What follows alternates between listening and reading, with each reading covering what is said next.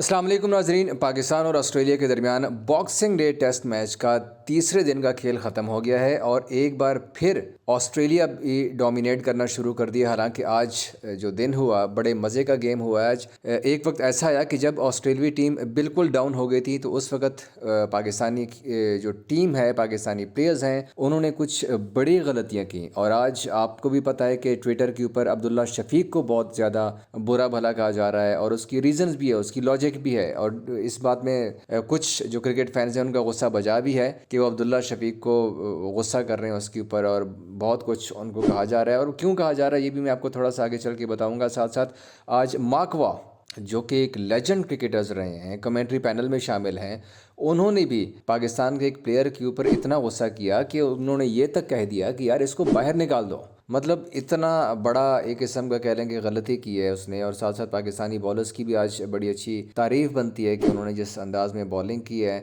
और स्पेशली आमिर जमाल की all-round performance की हम तारीफ़ करेंगे। लेकिन मैं अभी थोड़ा सा आपको स्कोर का बता दूं कि आज स्कोर क्या रहा। तो आज पाकिस्तान ने जब दिन का आगाज़ किया 194 रन थे, 6 खिलाड़ी आउट थे। मोहम्मद रिजवान और आमिर जमाल पिच पर खड़े थे। बड़ी अच्छी इनिंग्स डेवलप करनी शुरू की है पाकिस्तान ने। तो मोहम्मद रिजवान भी ऐसा ऐसा जो उनका स्ट्राइक रेट है बड़ा अच्छा था, 82 के स्ट्राइक रेट से आज वो खेले हैं और 42 रन्स के ऊपर मोहम्मद रिजवान ने हिम्मत हारी। अच्छा, रिजवान जब आउट हुए तो बड़ी इंटरेस्टिंग सिचुएशन है कि मैं तब मैच देख रहा था, वसीम अकरम तब कमेंट्री पैनल में आए और आते साथ ही उन्होंने रिजवान की अंधाधुंध तारीफ़ें शुरू की हैं। तो उस वक्त पता नहीं क्यों मेरी छट्टी इसने कहा कि यार इतनी तारीफ़ें बन रही हैं रिजवान, अल्लाह खैर करे। और वही हुआ कि वसीम अकरम फिर पनौती साबित हुए मोहम्मद रिजवान के लिए और दूसरी ही गेंद के ऊपर जनाब मोहम्मद रिजवान चलते बने। आगा सलमान जिनको बड़े चाहत के साथ, बड़े मान के साथ टीम मैनेजमेंट खिला रही है, मुसलसल मौके दे रही है, वो भी आज 5 रन बनाकर आपको पता कि दूसरे दिन आउट हो गए थे। जब रिजवान आउट हुए तो शाहीन शाह अफरीदी आए और शाहीन शाह अफरीदी ने भी आते साथ ही बड़े अच्छे शॉट्स लगाए, 4 चौके लगाए, मगर ज़्यादा देर वो पिच पर नहीं ठहर सके और LBW का शिकार हुए नेथन लायन की गेंद के ऊपर और 21 रन बनाकर वो आउट हुए। सबसे हैरान कुन जो बैटिंग थी वो हसन अली की थी कि जब वो बैटिंग करने के लिए आए तो आते साथ ही ऑस्ट्रेलिया ने अपनी स्ट्रेटेजी बदली और उसके ऊपर बैक टू बैक बाउंसर्स मार दिए। अब जो बाउंसर्स मारे तो दूसरे ही बाउंसर के ऊपर हसन अली साहब ने जो है वो विकेट दे दिया है और इसी वजह से जो है वो क्या कहते हैं कि बाउंसर्स के प्रेशर वो बर्दाश्त नहीं कर सके। अच्छा, मैं थोड़ा सा चलो बैकवर्ड ले जाता हूँ कि रिजवान जिस तरह से आउट हुए उसमें हम पैट कमिंस की कैप्टनसी की जितनी तारीफ करें ना वो कम होगी। जब रिजवान खेल रहे थे इससे पहले तो मुसलसल उनके लिए 3 स्लिप लिए हुए थे, एक फाइन लेग लिया हुआ था, मिड ऑन जो है वो ऊपर लाके खड़ा किया हुआ था पैट कमिंस ने और मिड ऑफ जो था वो भी सर्कल के अंदर था।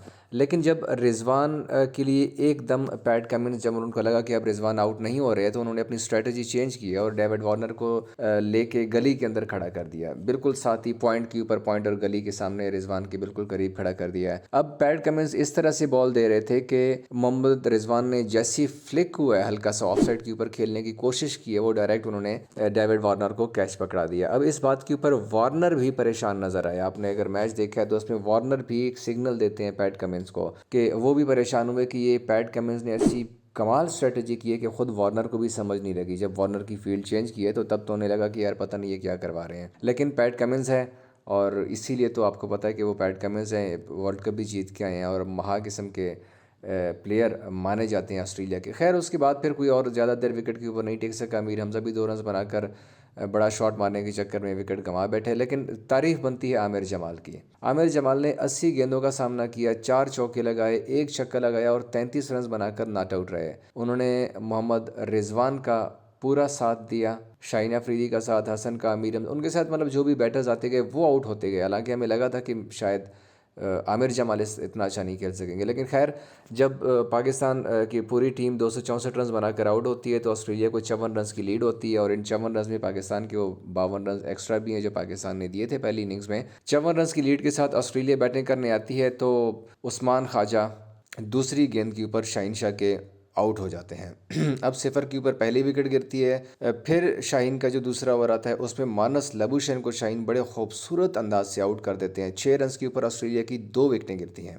यहाँ भी क्योंकि शाहीन का और मीर हमज़ा का स्पेल चल रहा होता है तो वो संभलने का मौका नहीं देते और 5वें ओवर में डेविड वार्नर को मीर हमज़ा आउट कर देते हैं 6 रन बनाने के बाद। 16 रन के ऊपर ऑस्ट्रेलिया की तीसरी विकेट गिरती है और मीर हमज़ा क्लीन बोल्ड करते हैं डेविड वार्नर को 6 रन बनाने का। और आपको ये भी बता दूं कि ये डेविड वार्नर की आखिरी इनिंग्स थी मेलबर्न में टेस्ट मैचेस में, क्योंकि डेविड वार्नर इसके बाद नहीं खेलेंगे और वो रिटायर्ड हो गए हैं। उसके साथ साथ जो 16 रन के ऊपर तीसरी विकेट गिरती है और साथ ही अगली ही गेंद के ऊपर ट्रेविस हेड आते हैं, तो मीर हमज़ा उनको इतनी खूबसूरत डिलीवरी करवाते हैं कि उनको भी पता नहीं चलता और वो सिफर पर क्लीन बोल्ड हो जाते हैं। मीर हमज़ा के पास हैट्रिक का चांस होता है, लेकिन हैट्रिक उनकी अनफॉर्चुनेटली नहीं होती है। उसके बाद फिर मिचेल मार्श और स्टीव स्मिथ जो है वो आते हैं इनिंग्स के लिए और इनिंग्स को बिल्ड करना शुरू कर देते हैं। लेकिन यहाँ भी जो आमिर जमाल, जब सेशन चेंज होता है आमिर जमाल बॉलिंग के लिए आते हैं, तो एक बार फिर से जनाब 20 रन पे उस वक्त मिचेल मार्श खेल रहे होते हैं कि जब उनका एक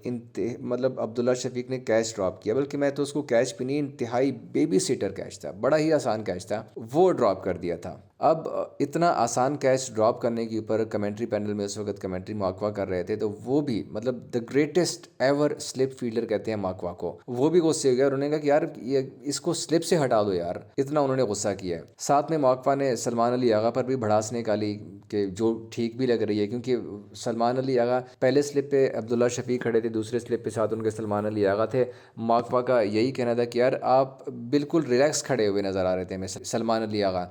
माकवा कहते हैं कि अगर वो होता ना तो वो सीगल की तरह गेंद पर झपटने को तैयार होता, बजाय रिलैक्स होकर खड़े होने के। पता भी है कि साथ में अब्दुल्ला शफीक है और इस तरह के खिलाड़ी के साथ आप कैसे रिलैक्स रह सकते हैं, जो कि पिछले मैच में भी कैचेस ड्रॉप कर सकते हैं। और ओवरऑल इस मैच में अगर हम काउंट करें तो अब्दुल्ला शफीक ने 3 कैच ड्रॉप किए हैं। मतलब 3 कैच ऑस्ट्रेलिया जैसी टीम के खिलाफ ड्रॉप करना एक जुर्म है, बल्कि बहुत बड़ा क्राइम है। फिर भी आप कहते हैं कि हम मैच नहीं जीत सके, तो फिर अब इसका सारा दारोमदार तो अब्दुल्ला शफीक के ऊपर ही था, जो उन्होंने कैच बड़े आसान से ड्रॉप की। और फिर उसके बाद आपने देख लिया कि मिचेल मार्श ने इतनी तेज इनिंग्स खेली कि 96 रन बनाकर फिर शुक्र है कि आउट हो गए थे और उन्होंने सेंचुरी स्कोर नहीं की, और इसी वजह से माकवा भी उसके ऊपर काफ़ी गुस्सा कर रहे थे अब्दुल्ला शफीक ने 3 कैच। हालांकि उसके बाद फिर अब्दुल्ला शफीक को स्लिप से चेंज कर दिया गया था और बाबर आजम को स्लिप में लाया गया था। अगर यही डिसीजन शान मसूद पहले कर लेते हैं तो शायद पाकिस्तान को आज इतना बड़ा नुकसान ना उठाना पड़ता।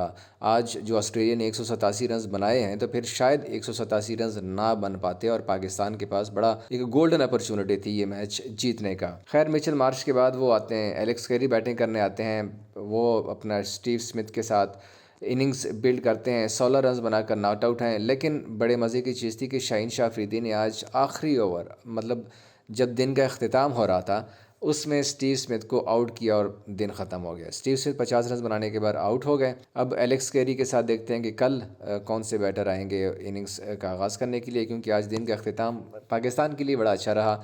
187 रन के ऊपर 6 खिलाड़ी आउट हैं ऑस्ट्रेलिया के, 241 रन की लीड हासिल कर रखी है। चौथे दिन का खेल कल शुरू होगा, ऑस्ट्रेलिया यहीं से इनिंग्स का आगाज़ करेगी। लेकिन ऑस्ट्रेलिया इस वक्त, क्योंकि जो हमें नज़र आया है मेलबर्न की विकेट, जो मेलबर्न की पिच है, वो थोड़ी सी टफ़ हो सकती है पाकिस्तान के लिए भी।